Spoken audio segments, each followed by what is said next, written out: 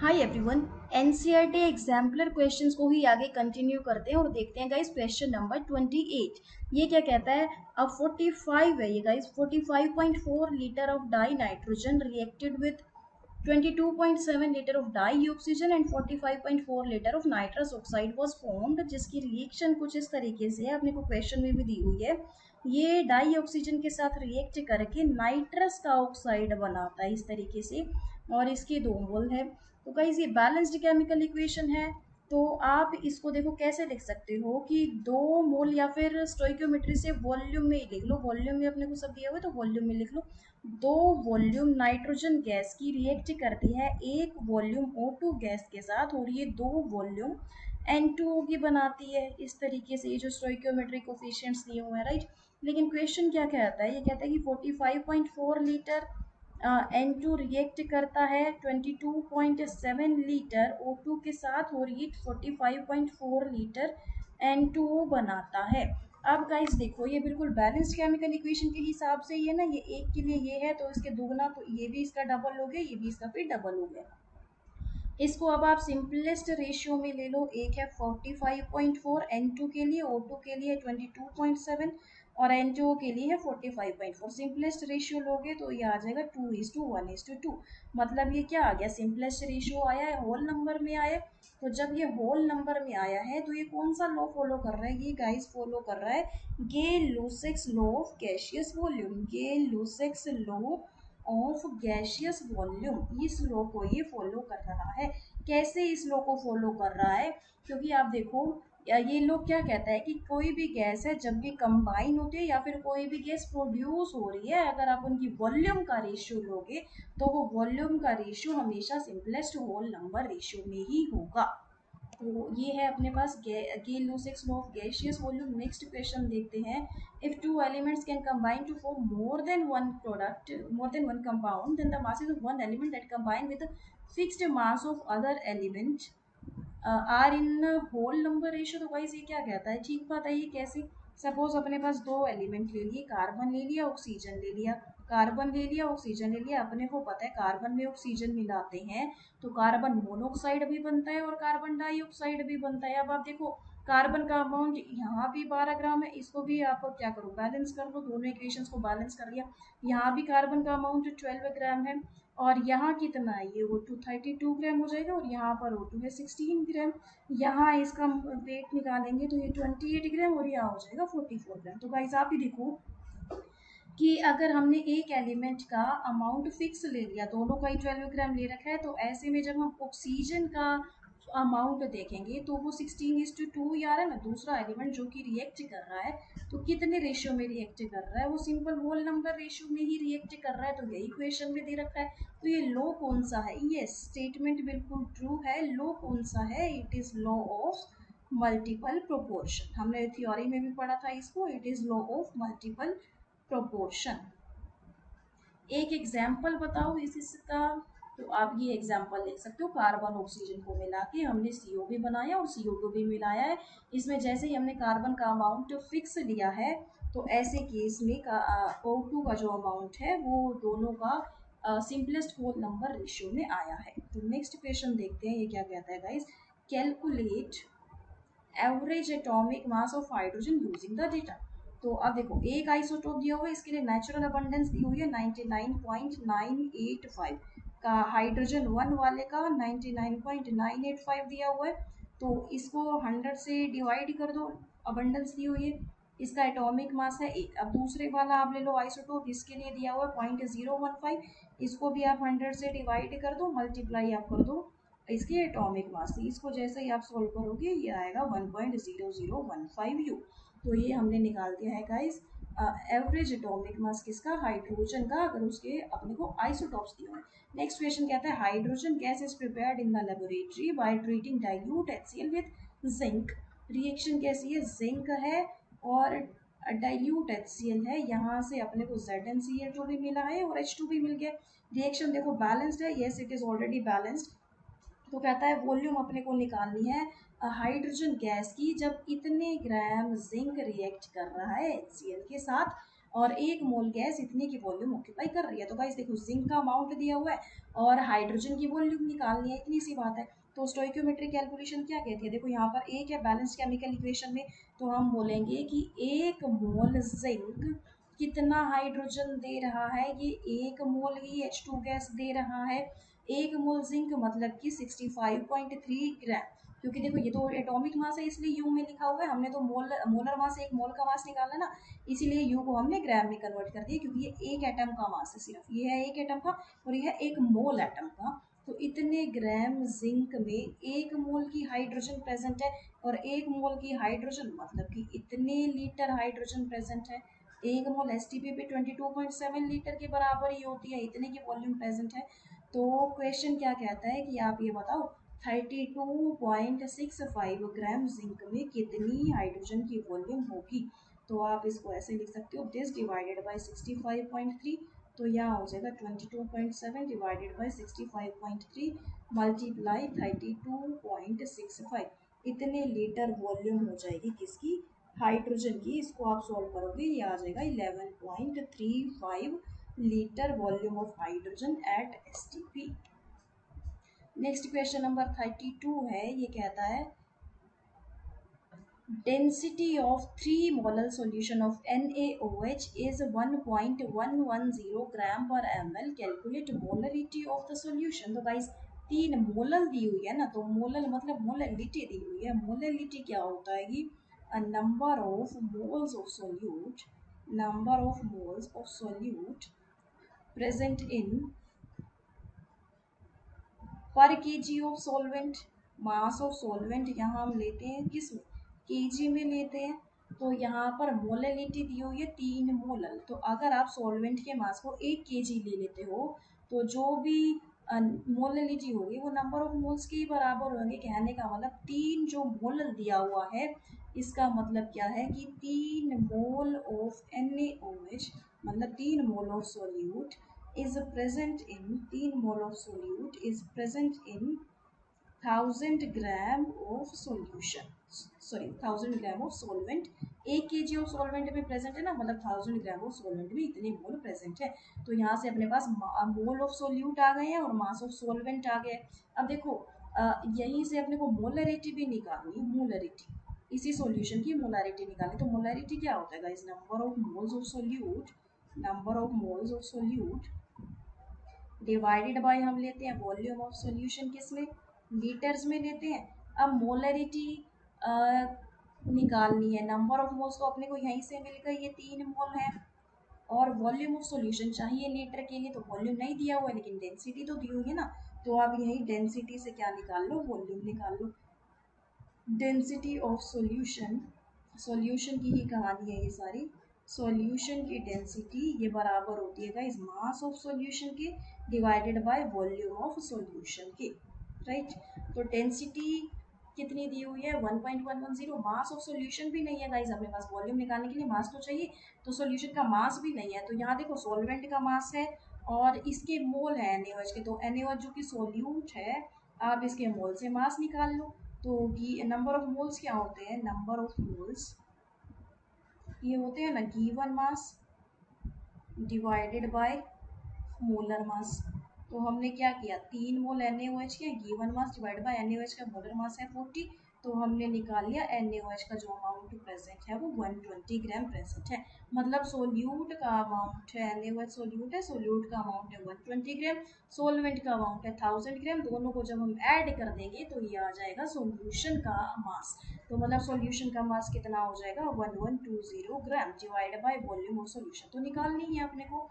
और फिर डेंसिटी ही कितनी दी हुई, यही चीज़ डेंसिटी के बराबर है ना, तो यही चीज़ दी हुई है 1.110 ग्राम पर ml के बराबर। तो यहाँ से वॉल्यूम जब आप निकालोगे, वॉल्यूम आ जाएगी 1120 डिवाइड बाय 1.110, ये इतने ml में आएगी। तो यहीं से जब आप वॉल्यूम निकालोगे इस पूरे डेटा को सॉल्व करके, तो ये वॉल्यूम आएगी guys 1009 ml, right.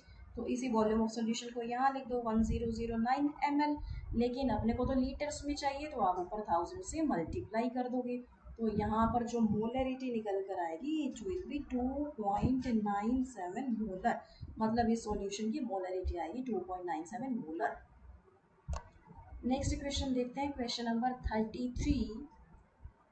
It says that volume of a solution changes with change in temperature. तो क्या मोलरिटी भी ऐसे में चेंज हो गई? कहते हैं कि भाई जैसे ही आप टेम्परेचर को चेंज करते हो ना, तो टेम्परेचर की चेंज करने के साथ साथ वॉल्यूम तो चेंज हो जाता है, वॉल्यूम चेंज होती है, ये क्वेश्चन खुद कह रहा है। लेकिन अपने को जनरल नॉलेज से पता है कि टेम्परेचर के चेंज होने पे जो मास होता है वो चेंज नहीं होता है। लेकिन मोलरिटी किस पे डिपेंड करती है? मोलरिटी होता है number of moles of solute. Number of moles of solute divide by हम लेते हैं ना मास ऑफ सॉल्वेंट, किस में? केजी में हम लेते हैं मास ऑफ सॉल्वेंट इन केजी, इस तरीके से लेते हैं। तो अब देखो मोलरिटी तो मास पे डिपेंड करता है और मास चेंज नहीं होता है तो मोलरिटी भी चेंज नहीं होगी। हम बोल सकते हैं कि जैसे ही आप टेम्परेचर को चेंज करोगे तो ऐसे में मोलरिटी सॉल्यूशन की अफेक्ट नहीं करेगी, इट रिमेन्स अनअफेक्टेड। क्यों? क्योंकि मास सॉल्वेंट का चेंज नहीं होता है, टेम्परेचर के चेंज करने पे मास चेंज नहीं होता, तो मोलरिटी भी चेंज नहीं होगी, ये ऐसी की ऐसी ही रहेगी। लेकिन अगर यहीं पे मोलरिटी होता ना तो वो चेंज हो जाता, क्योंकि मोलरिटी वॉल्यूम पे डिपेंड करती है, नीचे वॉल्यूम आती है तो वॉल्यूम और टेम्परेचर के चेंज करने को वॉल्यूम चेंज हो जाती है, तो इसलिए मोलरिटी भी चेंज हो जाती है। नेक्स्ट क्वेश्चन कहता है, Question number 34. 4 gram of NaOH dissolves in 36 gram of water. Calculate mole fraction of each component. तो guys mole fraction suppose NaOH का ही निकालना है, तो इसके लिए पहले हम क्या लिखेंगे? Number of moles of NaOH divided by total number of moles, मतलब कि NaOH की भी moles plus number of moles of water भी। तो अब आप देख लो number of moles of NaOH क्या हो जाएंगे? Given mass divide by molar mass, फिर NaOH के यहाँ पर लिखने हैं this plus given mass divide by molar mass water का होता है गाइस, ये होता है 18। तो आप जब इसको सॉल्व करोगे तो NaOH के मोल फ्रैक्शन आ जाएंगे 0.048, इतने मोल फ्रैक्शन आ जाएंगे, और मोल फ्रैक्शन की कोई भी यूनिट नहीं होती है। नेक्स्ट है मोल फ्रैक्शन वाटर के, तो वाटर के mole fraction number of moles of water divided by वही टोटल नंबर ऑफ मोल्स, मतलब आपको वाटर के भी नंबर ऑफ मोल्स लेने हैं और NaOH के भी लेने हैं, दोनों को ऐड करना है। तो वाटर के कितने हो जाएंगे? 36/18, यहाँ पर आ जाएगा 36/18 प्लस 4/40। इसको जब आप सोल्व करोगे ये आ जाएगा 0.952। तो इतने मोल फ्रैक्शन आ जाएंगे वाटर के। तो वैसे भी अगर अपने को ये NaOH का पता था तो एक में से इसको माइनस करके भी यही टर्म आएगी, तो ये एक में से इसको माइनस करेंगे तब भी हम मोल फ्रैक्शन वाटर का निकाल सकते थे। अब देखो क्या निकालना है, मोलरिटी ऑफ सॉल्यूशन निकालना है। तो सॉल्यूशन की मोलरिटी निकालनी है गाइस सॉल्यूशन की, तो इसका फॉर्मूला क्या होता है? Number of moles of solute, number of moles of solute divided by volume of solution, किस में? लीटर्स में। अब आप देखो सोल्यूट क्या होगा, यहाँ पे NaOH ही होगा क्योंकि ये कम अमाउंट में प्रेजेंट है, तो इसके नंबर ऑफ मोल्स क्या हो जाएगी? Given mass divide by molar मास, मतलब 4/40 हो जाएगी इसके नंबर ऑफ मोल्स। तो अब वॉल्यूम ऑफ सॉल्यूशन निकालनी है लीटर्स में। अब आप देखो वॉल्यूम ऑफ सॉल्यूशन तो नहीं दी हुई है, लेकिन ये दिया हुआ specific gravity of solution is 1 ग्राम पर ml। अब गाइस देखो स्पेसिफिक ग्रेविटी हमको नहीं भी पता है तो भी हम देख सकते हैं कि ये डेंसिटी ही दी हुई है, क्योंकि ग्राम पर ml है ना इसकी यूनिट, तो आप देख सकते हो कि डेंसिटी ही दी हुई है, ये डेंसिटी ही दी हुई है, किसकी? सॉल्यूशन की दी हुई है, सॉल्यूशन की डेंसिटी। तो सॉल्यूशन की डेंसिटी बराबर होती है mass of solution divided by volume of solution, इसके बराबर होती है। तो डेंसिटी सॉल्यूशन की मतलब कि 1 ग्राम पर ml आप बोल सकते हो। मास ऑफ सॉल्यूशन, हम मास ऑफ सॉल्यूशन देखो 4 ग्राम का NaOH दे रखा है और 36 ग्राम का वाटर दे रखा है, तो यहाँ आप बोल सकते हैं कि 40 ग्राम है मास ऑफ सॉल्यूशन। तो यहीं से ये अब आ जाएगी वॉल्यूम किसकी? सॉल्यूशन की। तो यहीं से ही अगर आप सॉल्यूशन की वॉल्यूम निकालते हो तो ये आ जाएगा 40 डिवाइडेड बाय 1, मतलब कि 40 ml सॉल्यूशन की वॉल्यूम आ गई है। इसी को ये आप यहाँ पर पुट करोगे 40 ml, लेकिन इसको लीटर में कन्वर्ट करना है तो ऊपर 1000 से मल्टीप्लाई कर दोगे। इसको जब भी आप सोल्व करोगे ये आ जाएगा गाइस 2.5 मोलर सॉल्यूशन। तो मतलब इस सॉल्यूशन की मोलरिटी आ जाएगी 2.5 मोलर। नेक्स्ट क्वेश्चन 35 देखते हैं। The reactant which is entirely consumed in a reaction is known as limiting reagent in the reaction। Reaction ये दी हुई है अपने को, मतलब 2A + 4B, ये दे रहा है 3C + 4D। तो कहता है when 5 moles of A react with 6 mole of B, आप बताओ लिमिटिंग रिएजेंट कौन सा है? तो भाई स्टोइकियोमेट्री कोफिशिएंट से क्या पता लग रहा है कि 2 मोल ए के रिएक्ट करते हैं 4 मोल बी के साथ। सिंपलेस्ट रेशियो में ले तो 1 मोल ए का रिएक्ट करता है 2 मोल बी के साथ। तो 5 मोल ए का जो क्वेश्चन में दिया हुआ है 5 मोल ए का 10 मोल बी के साथ रिएक्ट करना चाहिए, 10 मोल बी के साथ रिएक्ट करना चाहिए। लेकिन बी का अमाउंट गिवन कितना है, तो सिर्फ 6 मोल ही प्रेजेंट है, मतलब बी तो कम अमाउंट में हो गया। भाई 10 मोल तो चाहिए लेकिन प्रेजेंट कितना है, तो सिर्फ 6 मोल ही प्रेजेंट है। तो बी अपने पास हो गया है लिमिटिंग रिएजेंट, ये कम पड़ गया है। और या तो फिर ऐसा बोल सकते हैं कि ये एंटायरली कंज्यूम हो गया है। तो B is limiting reagent here. तो अब B लिमिटिंग रिएजेंट है। अब हम क्या करेंगे, नेक्स्ट क्वेश्चन कहता है कि आपको ना अमाउंट ऑफ C भी निकालना है। तो गाइज यहाँ देखो, जब अपने को A का भी अमाउंट दिया हुआ है 5 मोल और B का भी अमाउंट दिया हुआ है 6 मोल, तो दोनों का अमाउंट दिया हुआ है, तो पहले हमने लिमिटिंग रिएजेंट निकाल लिया, B है लिमिटिंग रिएजेंट, तो हम B वाली कंडीशन लेके हम C का अमाउंट निकाल लेंगे। जैसे कैसे, अपने को यहाँ से दिख रहा है कि क्वेश्चन से ही 4 मोल B के 3 मोल C दे रहा है। तो क्वेश्चन में कितना मोल B है, ये है गाइस 6 मोल B। तो 6 मोल B कितना मोल C दे देगा, ये दे देगा 3 divide by 4 multiply 6 mole C के, मतलब ये कितना अमाउंट आ जाएगा 4.5 मोल C का आ जाएगा यहाँ पे। स्टोइकियोमेट्रिक कैलकुलेशन से 4 मोल B का 3 मोल C दे रहा है, तो 6 मोल B का कितना मोल C देगा, it will B 4.5 mole of C। Next question है 88 ग्राम ऑफ CO2 के में कितने मोल है, तो गाइस इसमें देखो 2 मोल आएंगे। 88 ग्राम CO2 में 2 मोल, कैसे कि 44 ग्राम CO2 तो मोलर मास ही है ना CO2 का, तो इसमें तो एक ही मोल होएगा। तो 88 इसका डबल है, तो यहाँ पर गाइस 2 मोल हो जाएंगे। अब है इतने मॉलिक्यूल ऑफ वाटर, इतने मॉलिक्यूल ऑफ वाटर, ये 1 मोल के बराबर है, क्योंकि यहाँ पे देखो वाटर मॉलिक्यूल है, तो 1 मोल वाटर में कितने, इतने एवोगैड्रो नंबर ऑफ मॉलिक्यूल्स ही तो होते हैं, राइट। अब है 5.6 litre of O2 eight STP। अब देखो STP दिया हुआ है, तो यहाँ पर अपने को पता है कि 22.4 litre of O2 eight STP ये 1 मोल के बराबर होती है। तो 5.6 लीटर कितने मोल के बराबर हो जाएगा, दैट इज 5.6 डिवाइडेड बाई 22.4, तो यहाँ से गाइस ये आ जाएगा 0.25 मोल, 0.25 मोल के बराबर आ जाएगा ये। 96 ग्राम O2। अब आप देखो O2 का मोलर मास होता है 32 ग्राम, तो मोलर मास की करस्पॉन्डिंग इसमें तो इतने ही मॉलिक्यूल्स होंगे, 6.022 इंटू 10⁻23 इतने मॉलिक्यूल्स होंगे। तो ऐसे में 96 ग्राम O2 में फिर कितने हो जाएंगे, 10 डिवाइडेड बाई 32 मल्टीप्लाई 96 होगी, 3 टाइम्स ही है, तो मतलब आप बोल सकते हो। अच्छा, और अपने को मोल में दिया हुआ है गाइस, मोल में, तो आप ऐसा भी बोल सकते हो कि 32 ग्राम, मॉलिक्यूल में नहीं, हमने मॉलिक्यूल में निकाले 3 इंटू में दिस मॉलिक्यूल प्रेजेंट है 96 ग्राम ऑफ वाटर में, लेकिन इसको मोल से मैच करना है, तो अपन बोल सकते हैं कि 32 ग्राम में 1 मोल ही O2 का प्रेजेंट है। तो 96 क्योंकि इसका ट्रिपल है, तो यहाँ पर 3 मोल 96 ग्राम O2 में 3 मोल O2 के प्रेजेंट हो जाएंगे। 1 मोल किसी भी गैस का इतने मॉलिक्यूल के बराबर होता है, 6.022 into 10⁻23। Next guys question number 37, ये क्या कहता है कि एक atomic mass unit is defined as 1/12 of mass of one carbon atom. Yes, ये अपने को पता है कि एक AMU को हम कैसे लिखते थे कि 1/12 of mass of one atom of carbon 12, ऐसे ही हम लिखते थे एक एटॉमिक मास को। हाँ, तो ठीक बात है। नेक्स्ट क्या कहता है कि carbon 12 isotope, carbon 12 isotope is the most abundant isotope of carbon and has been chosen as a standard। तो गाइस ये ठीक बात है कि भाई मोस्ट अबंडेंट तो है, लेकिन ये कोई इसका करेक्ट एक्सप्लेनेशन नहीं है कि हाँ भाई कार्बन 12 मोस्ट अबंडेंट है, तभी हमने यहाँ पर रेफरेंस को यहाँ पर ये कि भाई कार्बन 12 का एक एटम का मास नहीं है, ये एक एटम का मास हमने रेफरेंस लिया, लेकिन इसी वजह से नहीं लिया कि भाई ये मोस्ट अबंडेंट है इसलिए आप ले लो, नहीं, गलत। तो यहाँ पर ये हो जाएगा गाइस ए वाली तो टर्म ट्रू है, but R is not correct explanation, कहने का मतलब बी इसका आंसर हो जाएगा। नेक्स्ट क्वेश्चन देखते हैं।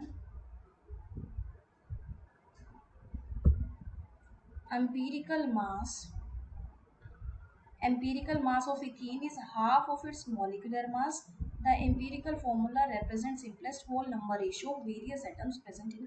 यस, अब देखो इथीन क्या होता है, वैसे इथीन होता है गाइस C2H4, ये इथीन होता है, और ये होता है इथीन का मोलिकुलर फॉर्मूला, ये होता है इथीन का मोलिकुलर फॉर्मूला। ऐसे ही एम्पिरिकल फॉर्मूला इथीन का आता है CH करके, CH2 करके ये आता है। तो यहाँ हम देख रहे हैं कि भाई एटम्स हाफ ही है एम्पिरिकल फॉर्मूला में, तो यहाँ जो मास हो जाएगा वो हाफ ही हो जाएगा, मतलब फर्स्ट स्टेटमेंट अपनी ट्रू है, ए अपने पास ट्रू है, ए ट्रू है। अब देखते हैं बी वाला क्या कहता है कि empirical formula represent the simplest whole number ratio of various atoms. तो ये भी ट्रू है, और ये सिंपलेस्ट होल नंबर रेशियो भी बताता है। कैसे सिंपलेस्ट होल नंबर रेशियो बताता है कि भाई आप देखो ना, ये C2H4 है, तो आप 2 है कार्बन और 4 है हाइड्रोजन, इसका सिंपलेस्ट रेशियो लोगे तो 1:2 ही आएगा, और वो 1:2 ही एम्पिरिकल फॉर्मूला में है, तो ये करेक्ट चाहिए। तो कहने का मतलब आप बोल सकते हो कि ए वाली स्टेटमेंट भी ट्रू है, बी वाली भी ट्रू है, and R is correct explanation of A, right. तो और देखो मास वाला आप चाहे निकाल कर भी देख लो, यहाँ पर 2 कार्बन है मतलब 24, और एक 4 हाइड्रोजन है तो 4, इसका आ जाएगा 18, और यहाँ पर एक कार्बन 12 और 2 हाइड्रोजन 2, तो मतलब 14 ग्राम। ठीक है, तो यहाँ पर एम्पिरिकल मास जो है मोलिकुलर मास की हाफ है। यही फर्स्ट स्टेटमेंट अपने को कह रही है। नेक्स्ट क्वेश्चन कहता है 39 का क्वेश्चन कि सिग्निफिकेंट फिगर 0.200 में 3 है, तो क्या ये ठीक बात है? यस ठीक है, क्योंकि पॉइंट वाला नंबर है तो नॉन जीरो डिजिट के बाद वाली जीरो काउंट होती है, तो मतलब यहाँ पर 3 है और यहाँ पर जीरो काउंट नहीं होंगी, तो ठीक बात है। यहाँ पर फर्स्ट एक ही मतलब सिग्निफिकेंट फिगर होगा, तो ए वाली स्टेटमेंट अपने पास ट्रू है। रीजन क्या कहते हैं, जीरो एट द राइट और end of a number are significant. Zero right side पे या फिर एंड ऑफ द नंबर पे सिग्निफिकेंट है, provided they are not on the right side of the decimal point. नहीं, ऐसा तो कुछ भी नहीं हमने पढ़ा है, तो यहाँ पर ये गलत है, मतलब आर वाला गलत है, रीजन गलत है, तो हम बोल सकते हैं कि ए तो ट्रू है but R is false. Next question देखते हैं, question number 14। It says that 16 gram of methane gives 18 gram of water on combustion। तो गाइस कंबशन देखो, मीथेन गैस इस तरीके से CH4, इसका कंबशन कराओ, इसको ऑक्सीजन के साथ रिएक्शन कराओ, तो ऑक्सीजन के साथ रिएक्ट करने के बाद ये क्या आ जाएगा, CO2 गैसियस स्टेट में, और देगा ये वाटर। डेफिनेटली कोई भी ऑर्गेनिक कंपाउंड जो जिसमें कार्बन और हाइड्रोजन है वो ऑक्सीजन के साथ रिएक्ट करके CO2 और वाटर देता है। ठीक बात है, तो इसको बैलेंस भी कर लो, यहाँ पर 2 लगा दो और यहाँ पर भी 2 लगा दो, अब इक्वेशन अपनी बैलेंस है। तो आप यही देखो, इसका 1 मोल है और वाटर कितना है, 2 मोल वाटर, मतलब 1 मोल CH4 2 मोल वाटर के दे रहा है। 1 मोल CH4 मतलब 16 ग्राम CH4, 2 मोल वाटर मतलब कि 36 ग्राम वाटर के देगा। तो गाइस 16 ग्राम CH4 36 ग्राम वाटर दे रहा है, लेकिन क्वेश्चन क्या कहता है, it give 18 gram of water. गलत, मतलब ए वाला असर्शन ही गलत है, ए इज फॉल्स। अब नेक्स्ट देखो, in the combustion of methane water is one of the product. Yes correct, water है, it is one of the product, एक है CO2 और एक है वाटर, तो वाटर है, तो आप बोल सकते हो ए फॉल्स है but R is true. Next question कहता है, question number 41। It says that a vessel contains 1.6 gram of di oxygen at STP, और STP के ये कंडीशंस दी हुई है। एक वेसल है गाइस, इसमें क्या है कि ना 1.6 ग्राम O2 है, और मास दिया हुआ है O2 का, और इसका प्रेशर दिया हुआ है 1 एटमॉस्फेयर, राइट। टेम्परेचर हमने सेम ही रखा है, और इसी वेसल को ही ना हमने किसी दूसरे वेसल में ट्रांसफ़र कर दिया, सेम टेम्परेचर रख के दूसरे वेसल में ट्रांसफ़र किया, तो यहाँ पर जो प्रेशर हो गया ना वो पहले का हाफ हो गया, पहले का हाफ हो गया है। तो अब देखो गाइस, यहाँ पर P1 मान लो, इसको P2 मान लो, भी पहले का हाफ हो गया प्रेशर। तो कहता है इस नए वाली प्रेशर की ना आप वॉल्यूम बता दो क्या होती है, ये क्वेश्चन कहता है। अब गाइस आप देखो, पहले इस वाले क्वेश्चन में तो निकाल लो वॉल्यूम कितनी है, इस वाले पहले गिवन कंडीशन जो है, गिवन कैन कंडीशन जो है, इसमें तो हम निकाल ले वॉल्यूम कितनी है। देखो STP की कंडीशन दी हुई है अपने को गिवन कंडीशन पे, टेम्परेचर भी यहाँ दिया हुआ है 273.15 केल्विन का, और प्रेशर 1 एटमॉस्फेयर भी है, तो मतलब ये तो गिवन स्टैंडर्ड टेम्परेचर प्रेशर वाली कंडीशन है। लेकिन यहाँ पर देखो टेम्परेचर तो भले सेम है, दैट इज 273.15, लेकिन प्रेशर 1 एटमॉस्फेयर नहीं है, तो यहाँ STP की कंडीशन हम नहीं लगाएंगे, लेकिन यहाँ STP लगा सकते हैं।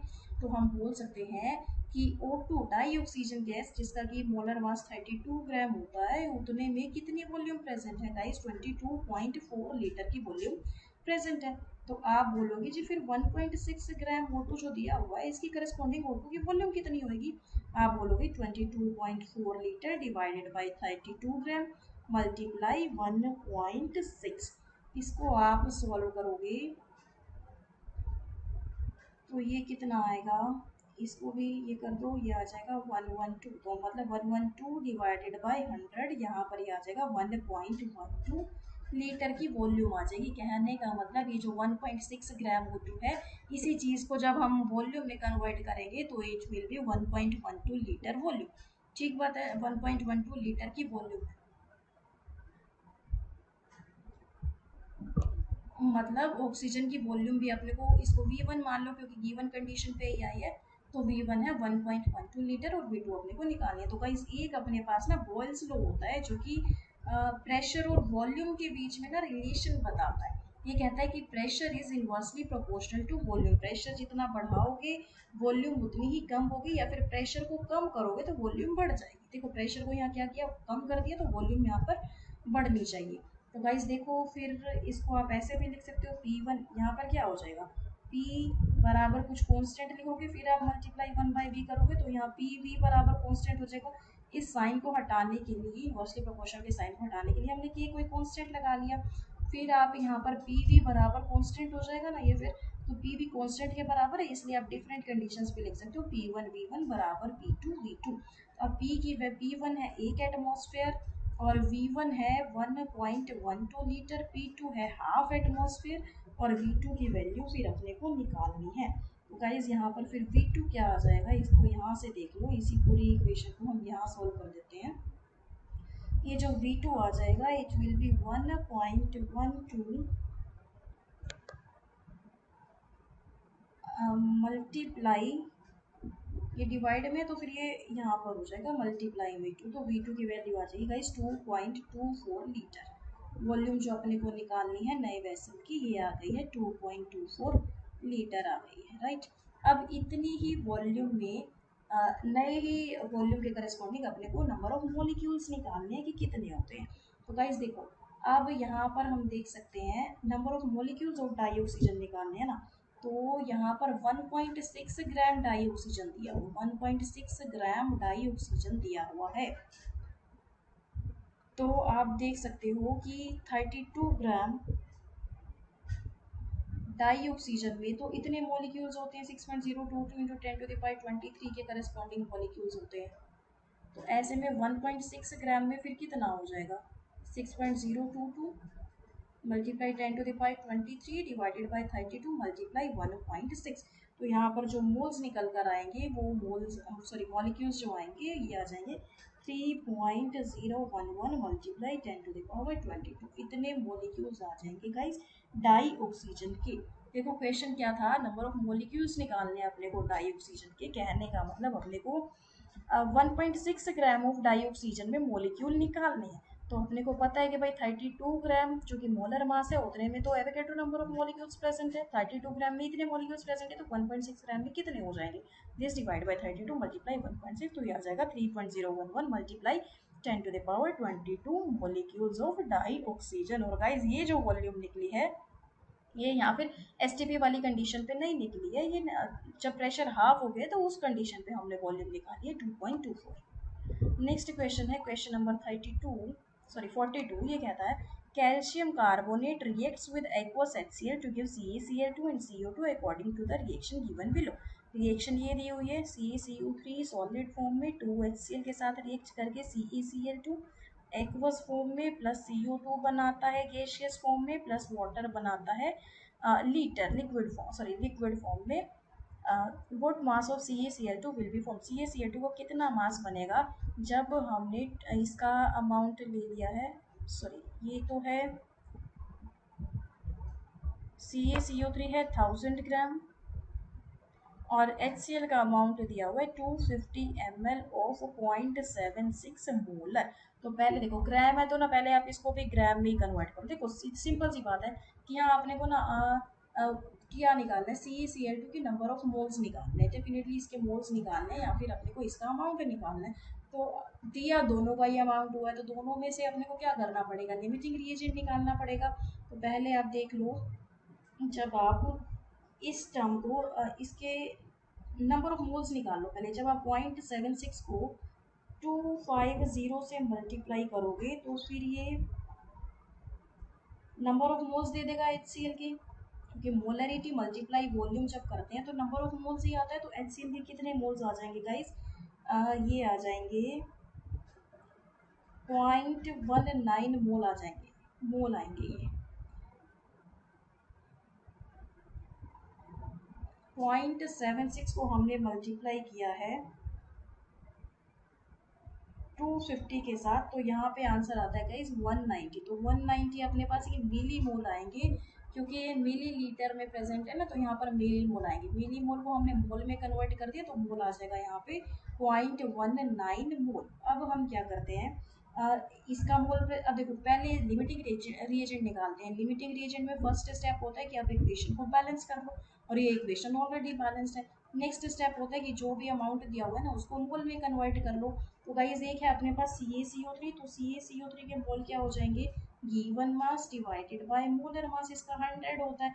तो यहाँ पर इसके तो 10 मोल आ गए, और HCl में भी जो भी डेटा दिया हुआ था वहां से हमने पहले ही मोल निकाल लिए, ये है 0.19 मोल। अब थर्ड स्टेप लिमिटिंग रिएजेंट निकालने का क्या होता है कि जो भी स्टोइकियोमेट्रिक कोफिशिएंट है उसको 1 से डिवाइड कर दो। यस कर दिया हमने, तो ये तो 10 नंबर ही आएगा। इसको हम क्या करते हैं, 2 से डिवाइड कर देते हैं, तो ये आएगा गाइस 0.095 मोल किसके, HCl के। अब देखो दोनों में से छोटा कौन सा है, तो सॉरी मोल नहीं आएगा, स्टोइकियोमेट्री से डिवाइड कर दिया ना, तो दोनों में से छोटा क्या है, ये 0.095 है। तो मतलब अपने पास HCl जो है वो लिमिटिंग रिएजेंट होगा। तो आप HCl के हिसाब से ही जिसके मोल 0.095 आए हैं, मतलब इसको जब आप मल्टीप्लाई करोगे इस डेटा से अपने पास मोल कितने आए हैं, 190 मिली मोल आए हैं, 190 मिली मोल आए हैं, या फिर 0.19 मोल आए हैं, मोल आए हैं, राइट। तो ये है अपने पास।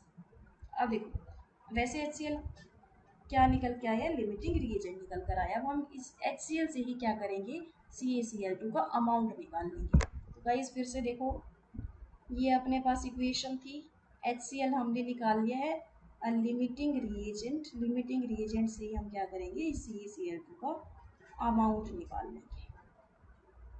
तो गाइस यहाँ से क्या पता चल रहा है कि 2 मोल HCl, 2 मोल HCl 1 मोल का CaCl2 दे रहा है, 2 मोल HCl 1 मोल का ही CaCl2 दे रहा है।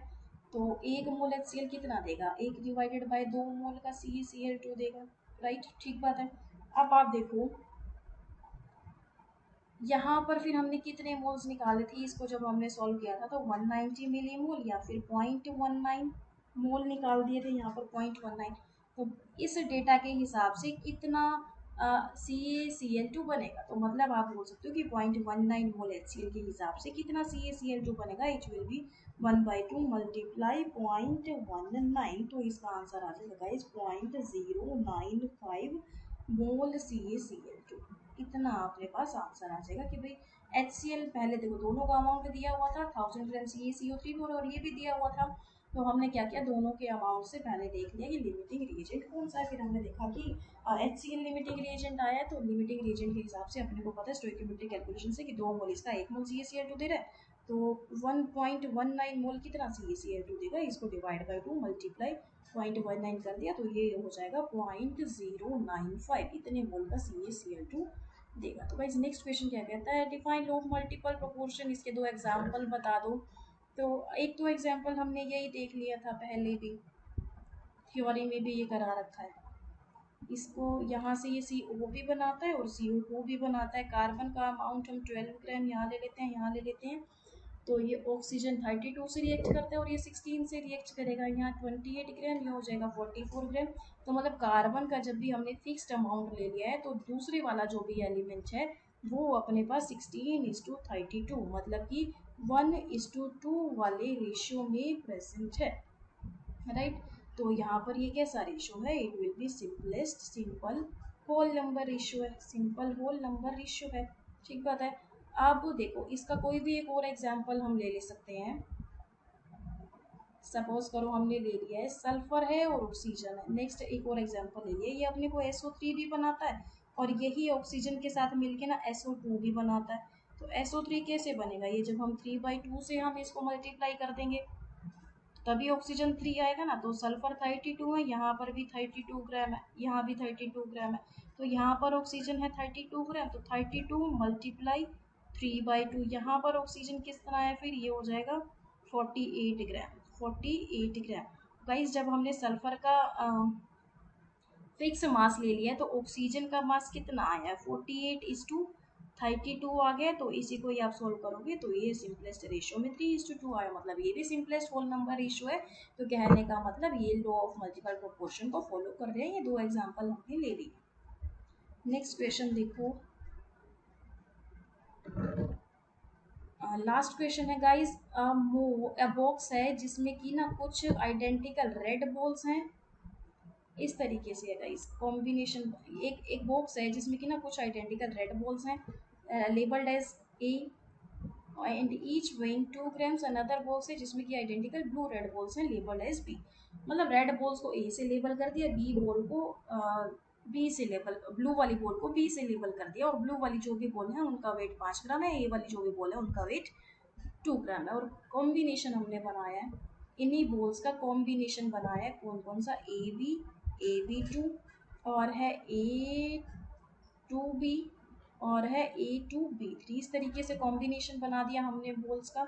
और मास जब हमने देखा है, मास A का ग्राम्स में, और फिर एक टेबल दिया हुआ है मास किसकी, टेबल हम खुद बना रहे हैं गाइस, मास किसका, B का लेते हैं। तो यहाँ देखो ए का मास जो भी है, ए यहाँ पर एक ही एटम है, तो गाइज यहाँ पर ये ए का मास 2 हो जाएगा, यहाँ पर भी इस वाली कॉम्बिनेशन में भी ए 2 हो जाएगा, इस वाले कॉम्बिनेशन में 2 ए है, मतलब कि ए का मास 4 है, इस वाले कॉम्बिनेशन में भी 2 ए, 2 बोल हैं ए की, कहने का मतलब 4 हो जाएगा। अब बी का मास देखते हैं गाइज, बी यहाँ पर ए की बी है, तो कहने का मतलब बी तो 5 ग्राम का था, तो यहाँ पर आप ले लोगे 5, यहाँ पर 2 बी है तो 10, एक बी है तो 5 और 3 बी है तो गाइज 15 आ जाएगा। अब देखो मल्टीपल प्रोपोर्शन वाला लो इस पे एप्लीकेबल कराना है, तो आप क्या करो, सबको ए वाले को फिक्स कर लो, ए वाले का जो भी मास है ना उसको हम फिक्स कर लेते हैं। सपोज करो फिक्स बनाने के लिए हमने ए बी वाला जो है ना, ए बी वाला जो है उसको हमने ना 2 से मल्टीप्लाई कर दिया, इसको भी 2 से कर दिया, इस वाले को भी 2 से कर दिया, इसको तो फिर 4 और 4 ही रहने दो। तो गाइस जब इसको 2 से किया तो नीचे वाले को भी 2 से करना पड़ेगा, मतलब 5 को भी 2 से करना पड़ेगा, और इसको 2 से किया तो 10 को भी 2 से करना पड़ेगा, और बाकी एज इट इज रखा है अपन ने। तो ए का कितना आया है, 4 4 4 4, ये आ गया। बी का कितना आया है, 10 25 15। तो अपने को ये बताना है ये बी वाला जो है क्या ये सिंपलेस्ट होल नंबर रेशियो में जा रहा है।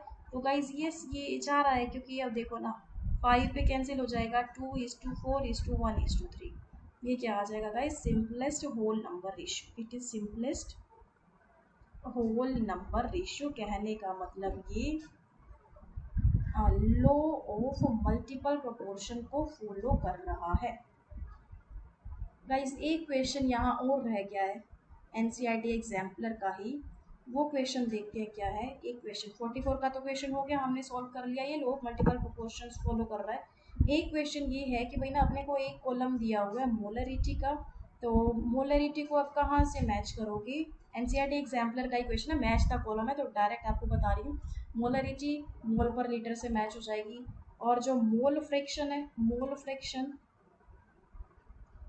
ये यूनिट लेस होता है, अपने को पता है ये होता है यूनिट लेस। एक है फिर गाइस मोल, मोल है, मोल की यूनिट जो होती है आप ऐसे मोल करके लिख देते हो। फिर है अपने पास मोललिटी, मोललिटी को आप मोल पर केजी में लिख देते हो, मोललिटी इज मोल पर केजी। फिर है प्रेशर, प्रेशर का यूनिट होती है पास्कल। एक है guys luminous intensity, luminous intensity इसकी यूनिट जो होती है इट इज़ कैंडेला, कैंडेला। फिर है डेंसिटी, डेंसिटी आप मास बाय वॉल्यूम होता है तो आप इसको ग्राम पर ml में लिखते हो, ग्राम पर ml में। फिर है गाइस एक मास, मास को आप लिख देते हो किसमें, केजी में लिख देते हो, मास को आप केजी में लिख सकते हो, ठीक बात है। तो यहाँ पर एक क्वेश्चन बीच में रह छूट गया था जहाँ पर ना ये यूनिट्स को मैच करना था, तो मैंने डायरेक्ट आंसर बता दिया, मोलरिटी मोल पर लीटर, मोल फ्रैक्शन की कोई यूनिट नहीं, मोल की मोल और इसके लिए मोल पर केजी, प्रेशर पास्कल, ये इंटेंसिटी की कैंडेला होती है, डेंसिटी ग्राम पर एमएल में, और ये जो मास होता है ये अपने पास होता है केजी में। सो गाइस ये था आज की वीडियो के लिए, thanks for watching this video, मिलते हैं गाइस नेक्स्ट वीडियो में।